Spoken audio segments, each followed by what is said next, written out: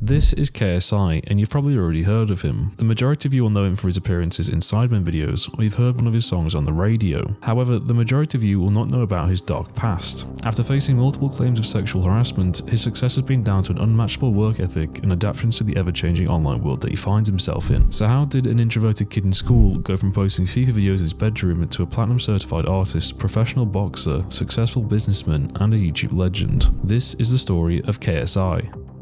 Olajide Olatunji, better known as KSI or JJ, was born on the 19th of June 1993 in Watford, England. He attended Berkhamsted School, where he would meet his friend Simon Minter, known as Mini Minter, and created his first channel called Jide Jr. in April of 2008 at the age of 14. He would post his first video of a school homework project on the Hubble Space Telescope, followed by several FIFA videos and his legendary chemistry and physics rap. At the time, JJ would be interested in working on his physique and would often watch videos on how to develop a six-pack fast as seen in his favorited videos. Roughly 1 year after creating his Jide Jr. channel, a new channel by the name of KSI Olajide BT would be born, and 6 months later on February 1st, 2010, JJ would post his first video titled Modern Warfare 2 Care Package Kill. The video featured no commentary and was only 30 seconds long, but a month later he would continue his love for making rap videos and post his Modern Warfare 2 Search and Destroy rap. This is your boy KSI Olajide BT. What's up, bitches? The videos that followed mainly consisted of the popular football game called FIFA, posting his top 5 goals of the week series and short gameplay commentaries on his FIFA matches. Hey guys, this is KSI Olajide BT. I've got one thing to tell you guys. Ibrahimovic is amazing. He enjoyed interacting with people who had similar interests to him and would become a member of various FIFA related forums where he would also share his videos. FIFA, there was like, I'd go on the forums and shit and I'd post my videos on there, and it'd be a mini community of us just, you know, showing each other's goals being scored and all that, and playing like sick music in the background. Yeah, it was sick. Yeah. It was. After stating in a podcast that he was fairly introverted at school, he found that making videos helped him express himself, which brought out a different side of him through his content creation. It's done. He became obsessed with making videos and would consistently upload to his channel 2 to 3 times a week. As JJ started to develop a fan base, he would often be faced with the question, what does your username stand for? JJ posted a video to his channel talking about the history of his name and stated that the letters KSI were the abbreviation of a Halo clan's name that it was part of. The abbreviation KSI stood for Knowledge, Strength and Integrity. JJ put the letters KSI before his name Olajide and BT at the end, which stood for British Telecom, which was his internet provider at the time. JJ had grown a loyal and active fan base, however his grades in school had started to suffer due to him focus on creating content for his channel. JJ's parents Jide and Yinka had chosen to put JJ and his brother Deji through private school, with each term or semester in the US costing thousands of pounds in hopes of them pursuing a career as a lawyer or doctor. However, YouTube was never a part of the plan. After both of his parents worked hard to put them through private school, it came as a shock to them when they learnt that JJ had failed 3 out of 4 of his exams. Literally the best reaction ever. Really? My mum smashed the kitchen door, took some glasses, smashed it on the floor. My dad was just hands on head, disappointed. My mum was screaming at all this money we've wasted. And literally it was Go on, tell it. What was she was like, all this money I've wasted, you stupid boy. After telling his parents that he would reset his exams, he was denied by his school and was told the next best thing to do was to study a different topic. However, after studying for 1.5 years, he finally decided that he wanted to leave school and focus on YouTube full time to pursue his dream of becoming a YouTuber. Throughout the years, he would slowly release more and more content showing his face in it, and in 2012 he would post his first Q&A Sunday video where he would answer comments from his Facebook page and YouTube channel. It's Q&A Sunday! The video was extremely successful, and JJ aimed to release 1 Q&A Sunday video a week. However, it slowly became less and less frequent, largely due to the rapid growth on his channel. JJ was quickly approaching 500,000 subscribers and posted his 500,000 subscriber special video on August 5th, 2012. At the time, JJ was on top of the world and was growing at an incredible rate. By the time he turned 19, he had 600,000 subscribers to his channel, but things would quickly change for him after he posted his awkward in Eurogamer video. Now, if you take a look at JJ's channel from the beginning, it's natural to see some sort of progression and change in his personality. He went from the introverted kid in school and slowly began to portray this obnoxious and insensitive character through his videos. What do you watch? Any midget? Transsexual? I didn't find that. Gay? No. Gay? No. Any gay? No. I'm sure you watch a bit of gay. I'm sure there's a bit of gay that comes in now. No. He admitted on the True Geordie podcast to playing a character, and this, with the mixture of fame and success, he became well known for his face and overly sexual content in his videos. However, it would all come crashing down on him when he attended a gaming event in 2012. JJ was invited to Eurogamer by the popular gaming hardware company called Razer to produce community videos for their site. After JJ was done filming for Razer, he went on to make his own video interviewing the public, but mainly booth babes working at the event. Hey guys, you're working Solid GWT, and today I'm with massive kids. He would ask the girls in the videos questions such as, Where have your gone? Where have they gone? Yeah. So what are you doing up yourself? Pardon? What? I'm being nice to you. Unsurprisingly, these questions left the girls feeling very uncomfortable, with one of them walking away from JJ completely. The video was taken down a couple of days later after it was posted, following serious backlash on Twitter and being banned from returning to future Eurogamer events. JJ faced claims of sexually harassing and assaulting the girls in the video, and 2 days later he posted an apology tweet stating that his intent was to never sexually harass. The backlash from the event resulted in JJ losing promotional work with popular brands. However, he still performed at the Xbox One launch event in 2013, a year later after the gaming event. Following the Xbox launch event, JJ was dropped by Microsoft after Microsoft faced criticism online for their decision to work with JJ after the sexual harassment claims.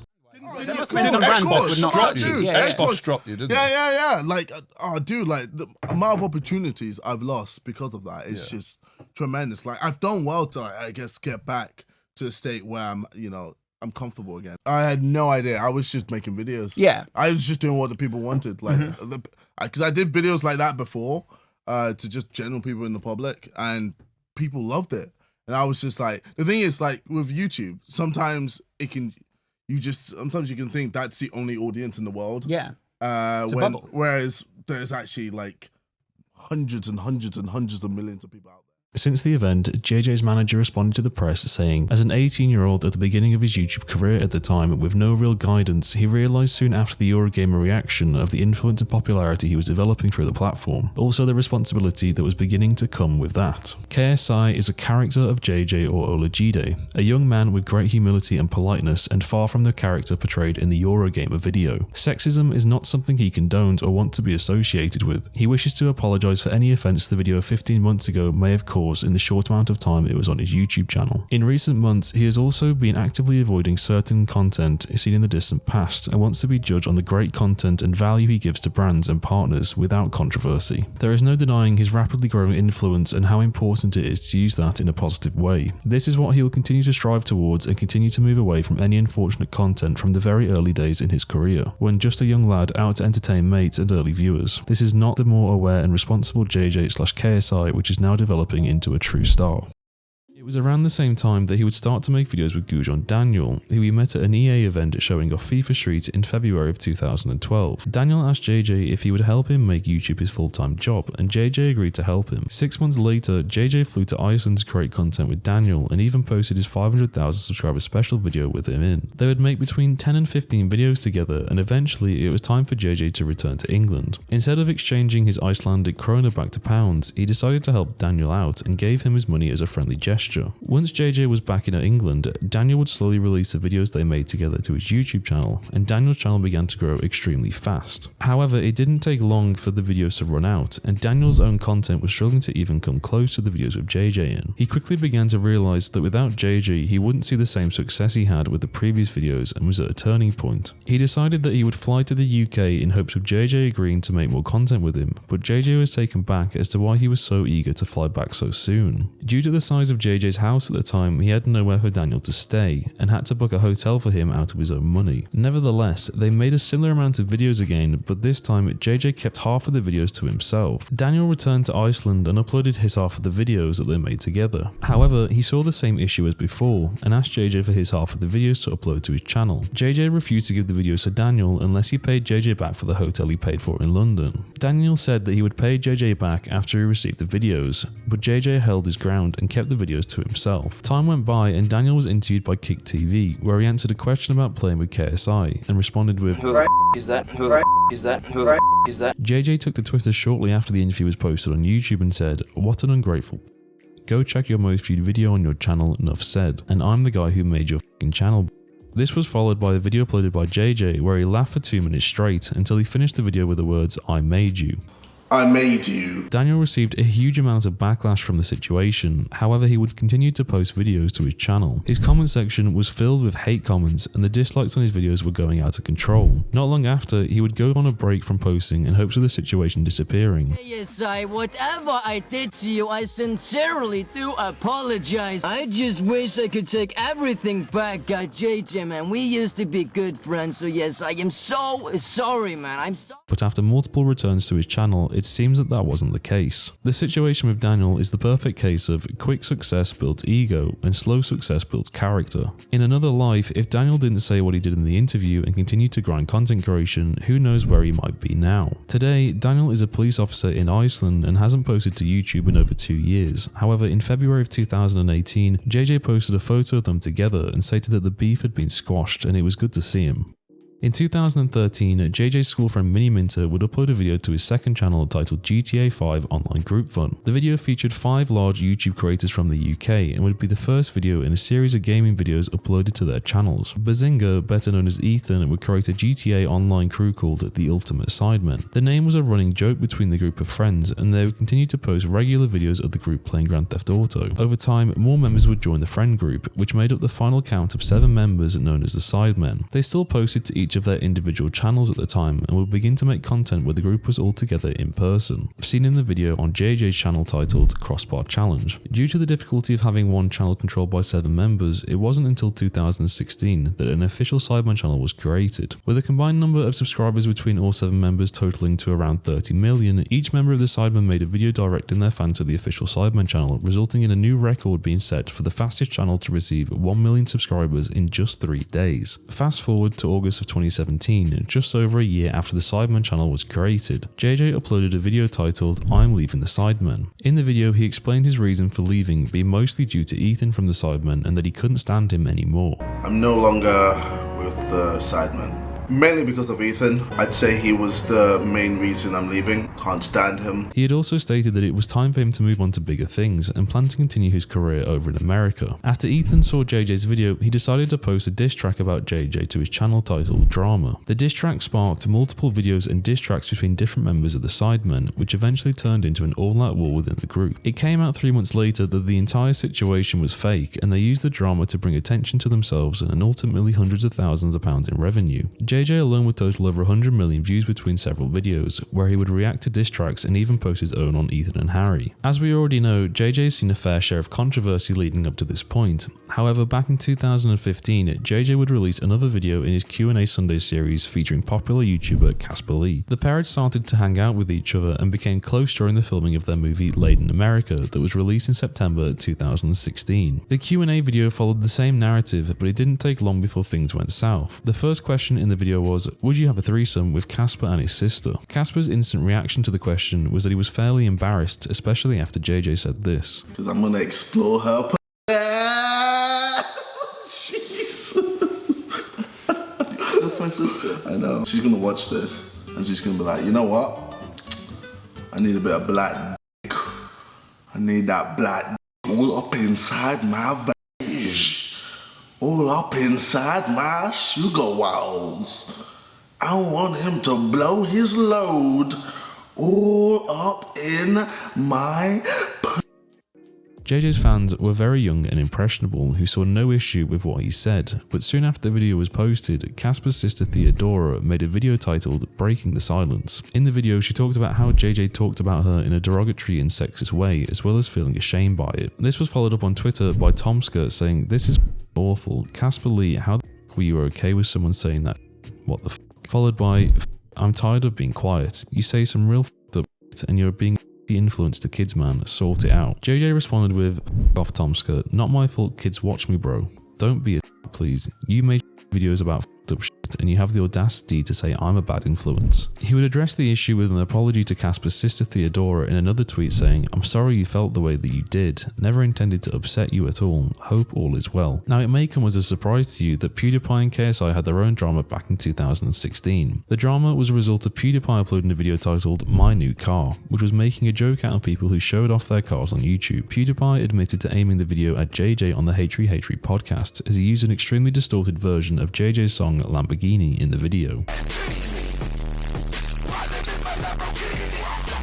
The video performed extremely well and received over 27 million views in less than a day before it was taken down. On the podcast, PewDiePie talked about the situation and explained that the video would have made between at least £50,000 and £60,000 before it was taken down. KSI claimed your video 27 million views. That's a lot of money. Damn! That's a lot of money.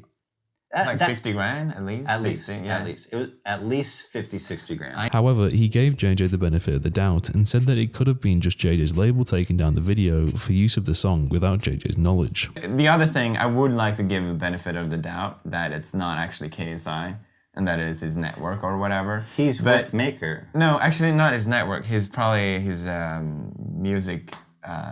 his music label is different. Okay. It's probably his music label that claimed it. JJ responded on Twitter to the podcast saying, oh, f off you ignorant c***. You think I need your money? Please, you're not all that, bro. Don't make me out to be a c***. Talk to me, f***'s sake. I didn't claim your video.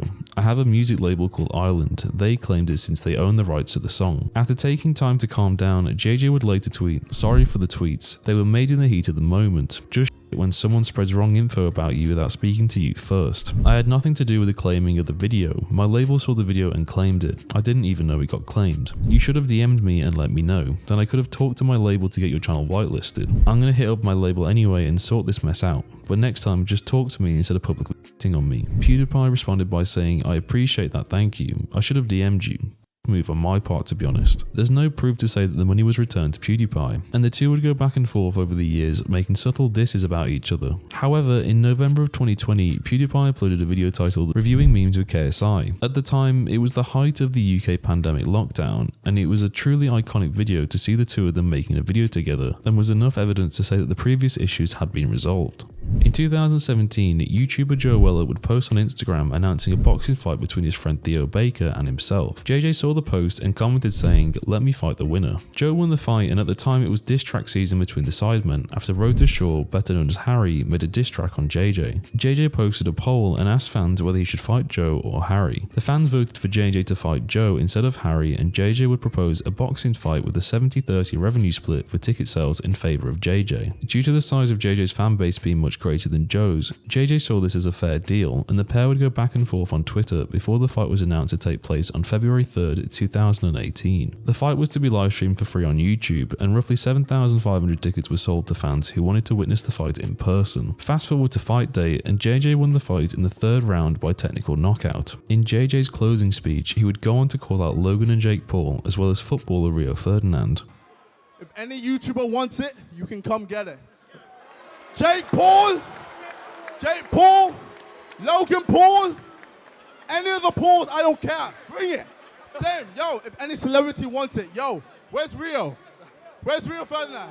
At the time, Logan Paul was essentially cancelled for his video in Japan. However, after JJ called out Logan, this was his unforeseen path to redemption. As 3 weeks after the KSI vs Joe Weller fight took place, it was announced that JJ would fight Logan in a white-collar pay-per-view boxing match. It was a groundbreaking announcement to see that the YouTube world was making its way onto the mainstream media platforms and was receiving coverage by well-known media companies. The fight took place on the 25th of August 2018 in the Manchester Arena. However, the fight ended in a majority draw. Talks of a rematch were already in discussion before the end of the night, but this time it would take the boxing world by storm, as the UK's biggest fight promoter Eddie Hearn announced that he was promoting the fight. This time, the fight was to be held at the Staples Center in Los Angeles on November 9th, 2019. The rematch will be a professional fight with no head guards and lighter gloves. As a result of this, the fight was completely sold out and was the third most streamed fight in 2019 in the UK. The fight received criticism from a number of figures within boxing, saying that it was an insult to professional boxing and it was wrong to use their fan base as a quick cash grab. However, professional boxers Anthony Joshua and Tyson Fury showed support for the event, praising it for its potential growth of the sport's audience. Fast forward to the fight. JJ won the fight versus Logan after 6 rounds by split decision and would appear in his next fight in 2022 after launching his own boxing promotion company called Misfits Boxing in 2021. In August 2022, he fought 2 separate people in one night, which resulted in JJ winning both fights. In the near future, he's scheduled to fight Dylan Dennis in January 2023 at the Wembley Arena as the 4th event under Misfit Promotions. JJ's large influence on his fans has brought thousands of people to boxing and allowed him to hold sold-out events all over the UK for millions to see, and I'm excited to see what the future holds for his boxing events.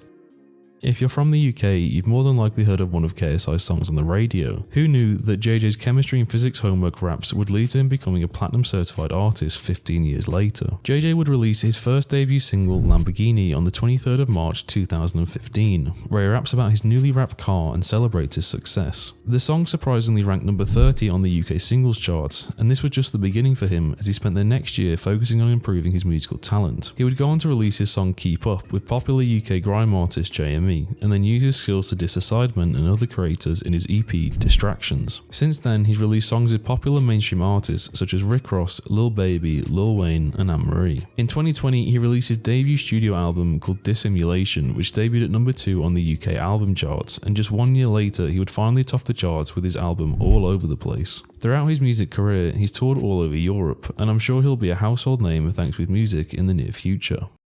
Back in 2018, JJ would find himself in a public family feud with his brother Deji and his parents. On November 18th, 2018, a video titled Sidemen Family Fortunes was uploaded to the Sidemen channel, where a guest featured in the video named Randolph answered the question of name a dead YouTube channel. Name a dead YouTube channel. Deji. Oh, wow, that's family. That's family, bro. That's family. I think that's too. Deji took offense to the obvious joke and posted a response video calling out Randolph, who is one of JJ's longest known YouTube friends, as seen in JJ's 8th uploaded YouTube video where Randolph rapped in one of JJ's FIFA videos. But it's about me. Close your eyes, I'll take it back to the good times, the G times, the low riding G.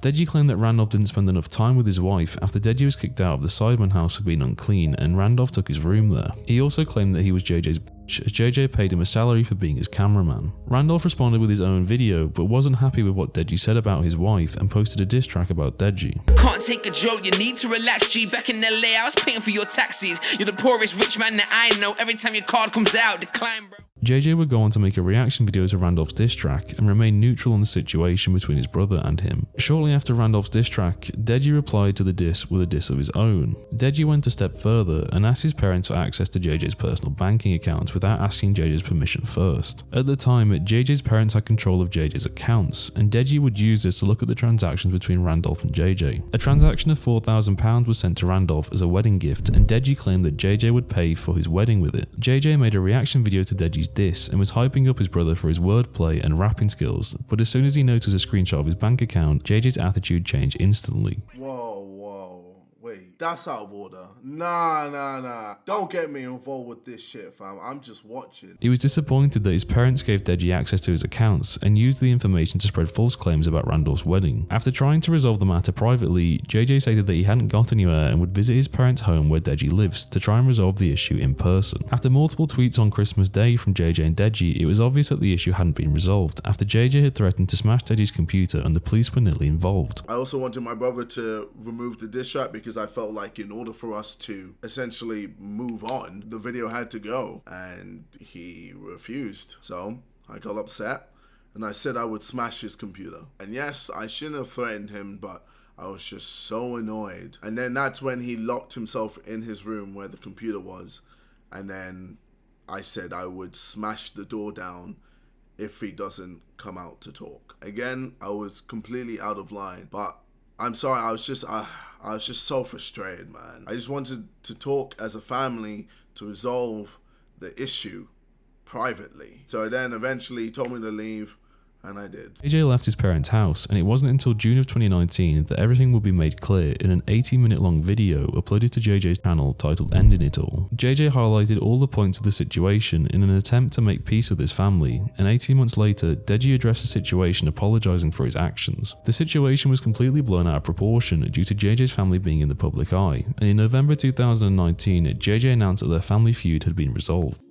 On the 29th of December 2021, 2 years after the second boxing match between KSI and Logan Paul took place, the pair began to tease a third event in their long saga of boxing matches. When the day came to announce their next event, it turned out that JJ and Logan had worked together on creating a drinks company called Prime, and in January of 2022, the drink was released in the US exclusively online. It quickly sold out within a matter of days, and a few months later, in June of 2022, the drink made its way to the UK. However, due to its high demand, the drinks were sold out all over the country, with supermarket employees stealing crates of Prime and reselling them to other businesses for an increased price. With the drink costing £2 a bottle in supermarkets, I've seen it for as much as £15 a bottle here in the UK. 1 month later, after the drink was made available in the UK, Prime would become the official hydration partner of Arsenal Football Club, JJ's favourite team. It's reported that more than 100 million bottles of Prime have been sold in less than a year in the US and UK, leading to many people believing that KSI and Logan are set on their way to becoming the first YouTube billionaires alongside Mr. Beast. Fast forward to today, and JJ uploads regularly to his second channel reacting to memes and his subreddit, maybe even this video.